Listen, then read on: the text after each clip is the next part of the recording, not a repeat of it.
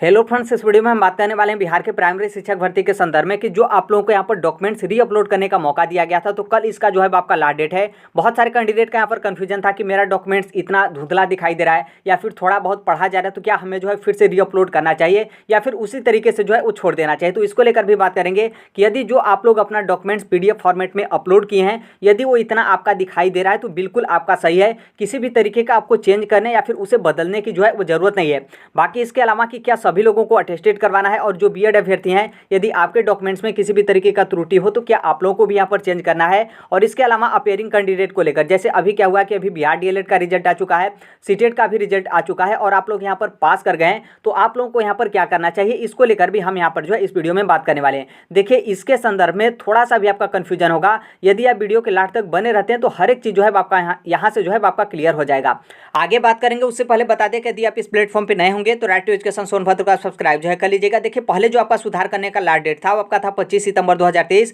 जो कि इसे बढ़ाकर 29 सितंबर 2023 जो है आपका कर दिया गया, जो कि कल इसका लास्ट डेट है। बहुत सारे कैंडिडेट के यहाँ पर डाउट है कि क्या सभी लोगों को यहाँ पर सुधार करना है, तो ऐसा बिल्कुल नहीं है। जो आप लोग अपना डॉक्यूमेंट्स PDF फॉर्मेट में अपलोड किए हैं, यदि उसमें किसी भी तरीके का त्रुटि हो या फिर अपठनी हो, तो यहाँ पर आपको गजेटेड ऑफिसर से यहाँ पर अटेस्टेड करवा के आपको डॉक्यूमेंट जो है फिर से री अपलोड जो है वो करना है। फिर आगे बहुत सारे कैंडिडेट का ये भी डाउट है कि जितने भी लोग BPSC प्राइमरी टीचर का एग्जाम जो है वो दिए हैं, तो क्या सभी लोगों को यहाँ पर अपने डॉक्यूमेंट्स पे अटेस्टेड करवाना है, तो ऐसा बिल्कुल नहीं है। जितने भी लोग यहाँ पर री अपलोड डॉक्यूमेंट्स करें तो सिर्फ उनको यहाँ पर गजेटेड ऑफिसर से अटेस्टेड करवाना है, इसके अलावा किसी को भी नहीं। आप लोग अपने डॉक्यूमेंट्स में थोड़ा सा भी जो है छेड़खानी मत करेगा। फिर आगे जो आपका डाउट है कि जो बीएड अभ्यर्थी है, मतलब जो बीएड अभ्यर्थी हैं BPSC प्राइमरी टीचर का एग्जाम दिया है, यदि आपके डॉक्यूमेंट्स में किसी भी तरीके का त्रुटि या फिर अपठनीय, तो क्या आप लोगों को भी सुधार करना है, तो यस, आप लोगों को भी यहाँ पर जो है सुधार करना है। जो आपका नोटिस है यहाँ पर आप देख सकते हैं, यहाँ पर आपका साफ साफ बोला गया है कि वर्ग 1 to 5 में सम्मिलित अभ्यर्थी, मतलब जितने भी लोग BPSC प्राइमरी टीचर का एग्जाम दिए थे, चाहे आप बीएड अभ्यर्थी हो या फिर आप डीएलएड अभ्यर्थी हो,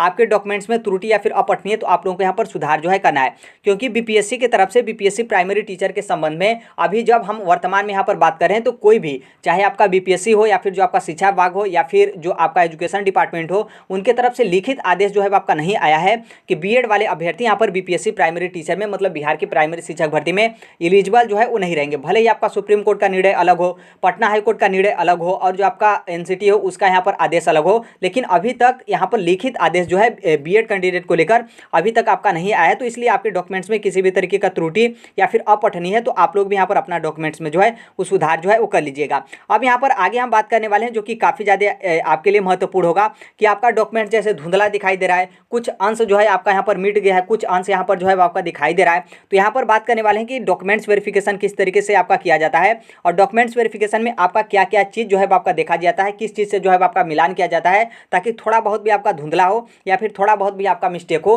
तो आपको यहाँ पर डॉक्यूमेंट जो है फिर से री अपलोड न करना पड़े और किसी भी तरीके का आपको दिक्कत भी डॉक्यूमेंट्स वेरिफिकेशन में नहीं होगा। देखिए, जो आपका 10वीं का जो आपका मार्कशीट हो या फिर सर्टिफिकेट, क्योंकि देखिए जो पहले जमाने के पढ़े होते हैं उनके पास 2 डॉक्यूमेंट्स होता है 10वीं का, एक तो आपका मार्कशीट होता है, दूसरा आपका सर्टिफिकेट होता है। लेकिन कुछ यहाँ पर नए जमाने के होंगे तो जो उनका मार्कशीट होता है उसी मार्कशीट में आपका सर्टिफिकेट भी जो है आपका होता है। तो देखिए, जो आपका 10वीं का डॉक्यूमेंट्स है उसको यहाँ पर बहुत अच्छे तरीके से ध्यान से जो है आपका चेक किया जाता है, क्योंकि 10वीं में जो है आपके 3-4 डिटेल जो है यहाँ पर मतलब एक तरीके से प्रूफ आपके कर लिए जाते हैं। जैसे देखिए, जो आपका नाम होगा वो आपका 10वीं के बेस पर ही मतलब यहाँ पर जो है आपका चेक किया जाता है, और जो आपका फादर नेम है वो भी आपका 10वीं के आधार पर ही माना जाता है, और जो आपका मदर का नेम है मतलब माता जी का नाम है वो भी आपके 10वीं के आधार पर ही माना जाता है, और जो आपका सबसे मेन जो आपका डेट ऑफ बर्थ होता है वो भी आपका 10वीं के आधार पर जो है आपका माना जाता है। तो इसलिए जो भी आपका 10th का सर्टिफिकेट आप लोग अपलोड किए होंगे उसे यहाँ पर बहुत अच्छे तरीके से बारीकी से जो है आपका चेक किया जाता है। अब यहाँ पर हम आपको दिखा भी दे रहे हैं, 2 डॉक्यूमेंट्स लिए, एक तो आपका यूपी का है और दूसरा यहाँ पर आपका बिहार का है। देखिए, यहाँ पर डॉक्यूमेंट्स वेरिफिकेशन में जो आप लोग फॉर्म फिलअप किए हो, फॉर्म फिलअप का मतलब जब आप लोग फॉर्म फिलअप किए होंगे और उसके बाद अपना डॉक्यूमेंट्स अपलोड किए होंगे तो उसमें कुछ आपके कॉलम जो है वो दिए जा रहे थे। तो जो यहाँ पर फॉर्म फिलअप करते टाइम जो आपने कॉलम में डिटेल भरा था, उसी डिटेल को यदि आपका जो डॉक्यूमेंट्स है मतलब जो आपने PDF अपलोड किया हो वो यदि आपका दिखाई दे रहा है, तो आपका डॉक्यूमेंट्स वेरिफिकेशन में किसी भी तरीके का दिक्कत नहीं होगा। बस वही चीज़ जो है आपके डॉक्यूमेंट्स वेरिफिकेशन में चेक जो है आपके किए जाते हैं। जैसे आप यहाँ पर 10वीं का देखेंगे तो 10वीं का देखेंगे तो 10वीं में वहाँ पर क्या था कि 10th आप कौन से बोर्ड से एग्जाम क्वालिफाई किए हैं वो आपका बहुत अच्छे तरीके से उसमें जो है आप लिखते थे। अब यहाँ पर देखिए आप जैसे 10th बोर्ड, अब आपका यहाँ पर जैसे 10th बोर्ड है तो यहाँ पर क्या है कि आपका पूरा डिटेल यहाँ पर जो है आपका दिखाई दे रहा है। मतलब जो आपका रिजल्ट होगा, रिजल्ट को देखते ही यहाँ पर पता चल जाएगा कि आपका कौन सा बोर्ड या फिर कौन सा यूनिवर्सिटी है। जैसे यहाँ पर आप देखेंगे माध्यमिक शिक्षा परिषद यूपी उत्तर प्रदेश, तो आपको पता चल जाएगा कि यूपी बोर्ड का जो है मतलब ये जो आपका बोर्ड का नेम है वो यहाँ पर आपका यूपी बोर्ड है। फिर यहाँ पर आपका सन को लेकर तो आप यहाँ पर देख सकते हैं 2017 आपको दिखाई दे देगा। फिर उसके बाद जो आपका सर्टिफिकेट नंबर है, मतलब जो आपका यहाँ पर प्रमाण पत्र संख्या है ये आपका यहाँ पर जो है वो दिखाई देना चाहिए, जो कि आप यहाँ पर सर्टिफिकेट नंबर जो है वो देख सकते हैं। फिर यहाँ पर कैंडिडेट का नाम है जो कि ये भी आपके लिए महत्वपूर्ण है। फिर उसके अलावा यहाँ पर आपके मतलब ये जो कैंडिडेट है इनके मदर का नेम है, फिर उसके अलावा यहाँ पर फादर का नेम है, फिर उसके अलावा जो आपका डेट ऑफ बर्थ है ये आपका दिया गया है। तो मतलब यहाँ पर जो हम यहाँ पर काले घोरे में करके यहाँ पर हम आपको बता रहे हैं ये चीज़ जो है आपके लिए महत्वपूर्ण है। अब यहाँ पर देखिए, अब यहाँ पर क्या है कि जैसे मान लीजिए आपका यहाँ पर जो आपका यहाँ पर जनपद विद्यालय कोड ये सब दिया है, यदि आपका ये धुंधला दिखाई दे रहा है तो भी चल जाएगा, कोई दिक्कत नहीं है। यहाँ पर आपका लिखा है रेगुलर या फिर ओपन या फिर प्राइवेट इस तरीके से, और ये दिखाई भी नहीं देगा तो भी यहाँ पर चल जाएगा। फिर यहाँ पर आपका लिखा है फुल एग्जाम, ये भी नहीं दिखाई देगा तो भी आपका यहाँ पर चल जाएगा। फिर उसके अलावा यहाँ पर रोल नंबर दिया गया है, तो रोल नंबर थोड़ा सा नहीं दिखाई देगा तो थोड़ा सा यहाँ पर जो है आपके मतलब थोड़ा सा अच्छे तरीके से चेक किया जाएगा, लेकिन उतना भी यहाँ पर जो है आपका रोल नंबर महत्वपूर्ण नहीं है, क्योंकि यहाँ पर जो आपका जाँच किया जाएगा वो जाँच किया जाएगा आपका सर्टिफिकेट नंबर। फिर उसके अलावा आप यहाँ पर आएंगे तो यहाँ पर आप देखेंगे सीरियल नंबर जो है आपका दिया गया है। यदि आप फॉर्म भरते टाइम बहुत सारे कैंडिडेट का जो आपका सर्टिफिकेट होता है उसमें आपके सीरियल नंबर जो है आपके नहीं दिए रहते हैं, तो आप लोग क्या किए थे, जैसे सीबीएसई हो या फिर कोई उस तरीके का बोर्ड हो तो उनमें जो है वो सर्टिफिकेट नंबर नहीं दिया रहता, तो आप लोग सीरियल नंबर डाल देते हैं। तो देखिए यदि आप लोग फॉर्म भरते टाइम सीरियल नंबर का डिटेल डाले हैं तो ये जो आपका सीरियल नंबर है ये आपका दिखाई जो है वो देना चाहिए, क्योंकि जो डॉक्यूमेंट्स वेरिफिकेशन करेंगे उनके पास क्या होता है कि आपके जो डॉक्यूमेंट्स है जो आपने ऑलरेडी पीडीएफ अपलोड किया हो वो वाला डॉक्यूमेंट्स रहता है। फिर जो आपका ओरिजिनल डॉक्यूमेंट्स रहता है उनके हाथ में आपसे जो है मांगेंगे कि अपना ओरिजिनल दीजिए। फिर इसके अलावा उनका एक पोर्टल रहता है, उस पोर्टल पर क्या करते हैं कि वो अपने से जो है वो लिखते हैं, और ये जो आपका लिखा हुआ है और जो आपने पहले फॉर्म भरते टाइम फिलअप किया हो ये दोनों चीज़ जो है आपका मैच होना चाहिए। यदि आपका मैच होता है तो इसका मतलब साफ है कि आप वेरीफाइड की कैटेगरी में आ जाएंगे, और यही दोनों चीज़ क्या होता है कि मिस मैच हो जाता है तो आपको यहाँ पर वेरीफाइड की कैटेगरी में जो है आपका नहीं रखा जाएगा।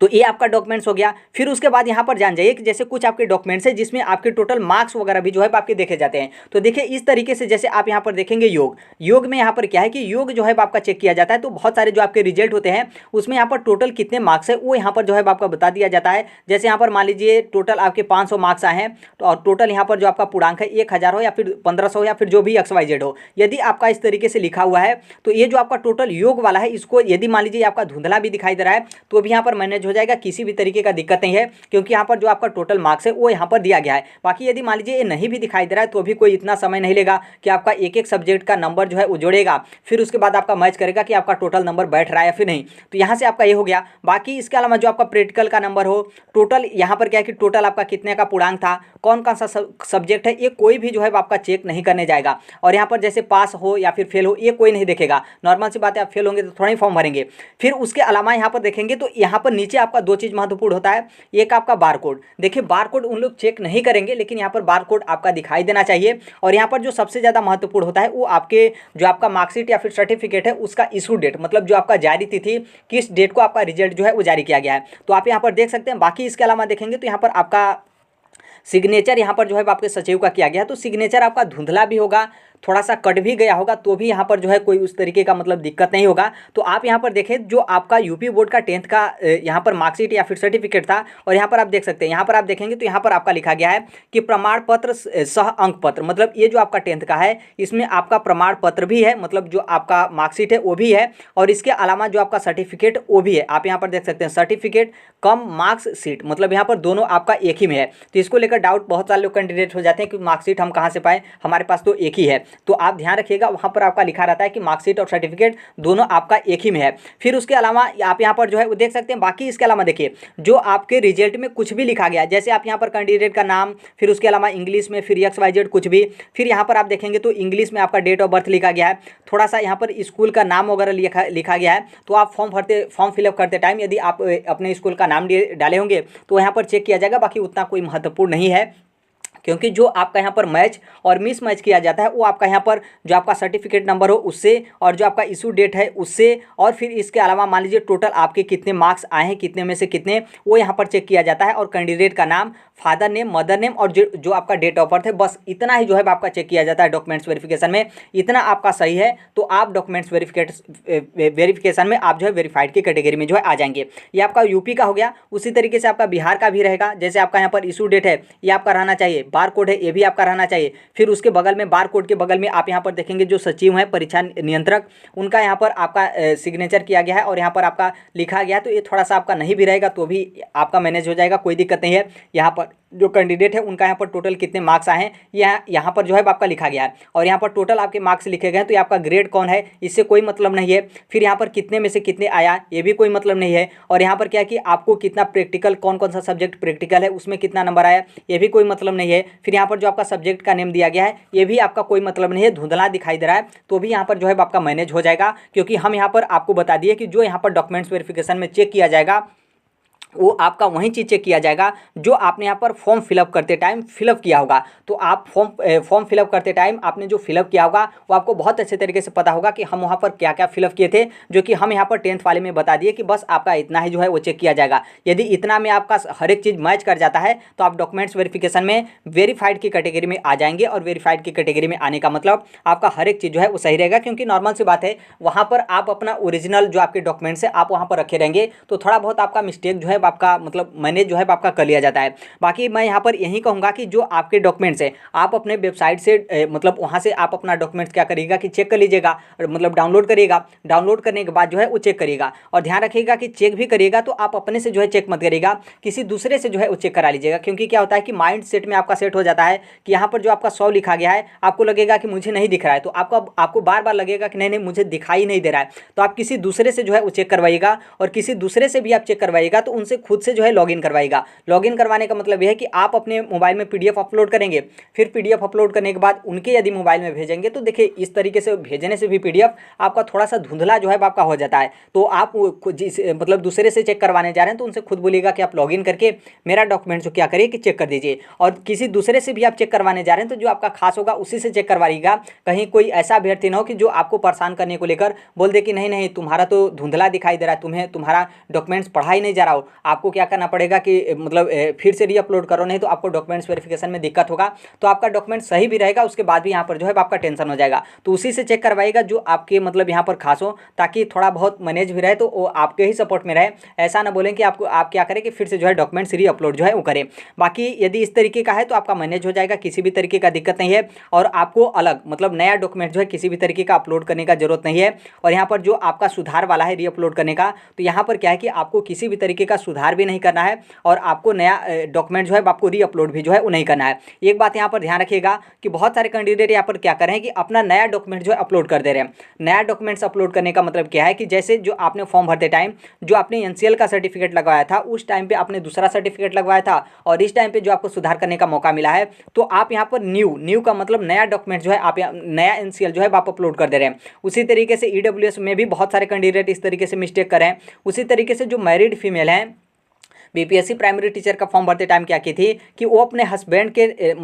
के मतलब स्थान से या फिर निवास स्थान से वो अपना एनसीएल वाला बनवा ली थी। फिर यहाँ पर क्या है कि अब जो आपको सुधार करने का मौका मिला है तो यहाँ पर क्या कर रहे हैं कि जो आपके फादर हैं उस फादर के एड्रेस से आप यहाँ पर एनसीएल वाला सर्टिफिकेट बनवा के आप यहाँ पर अपलोड जो है वो कर रही हैं। तो देखिए इस तरीके से करेंगे तो दिक्कत होगा, क्योंकि ऑलरेडी अभी आप जो चेंज कर रहे हैं वो आप यहाँ पर पीडीएफ फॉर्मेट वाला चेंज कर रही हैं। आपका ऑलरेडी जो सर्टिफिकेट नंबर हो, इशू डेट हो या फिर जो आपने फॉर्म फिलअप किया हो उसका डिटेल ऑलरेडी जो है बीपीएससी के पास है। और जो आपका डॉक्यूमेंट्स वेरिफिकेशन होगा तो उसमें पुराना वाला भी डॉक्यूमेंट्स उस टाइम पे चेक किया जाएगा और उसके स्थान पर जो आप लोग नया डॉक्यूमेंट्स रीअपलोड कर रहे हैं तो वो भी आपका यहाँ पर जो है वो चेक किया जाएगा। तो इस तरीके से कोई गलती कर रहा है, क्योंकि इसके संबंध में खुद बीपीएससी के चेयरमैन अतुल प्रसाद जी ट्वीट करके बताए थे कि हम जो मौका दिए हैं वो कैंडिडेट को यहाँ पर करेक्शन करने का मौका दिए हैं, लेकिन बहुत सारे कैंडिडेट अपने डॉक्यूमेंट्स में छेड़खानी जो है कर रहे हैं। तो इसलिए इस बात को ध्यान रखिएगा कि आपके दोनों डॉक्यूमेंट जो है वो चेक जो है वो किए जाएंगे। बाकी इसके अलावा बता दें कि यदि आपके डॉक्यूमेंट्स यदि हर एक चीज़ जो है आपका आपका क्लियर है तो आपको री अपलोड करने की जो है किसी भी तरीके की जरूरत नहीं है। आप लोग अपने डॉक्यूमेंट्स में थोड़ा सा भी जो है वो छेड़खानी मत करिएगा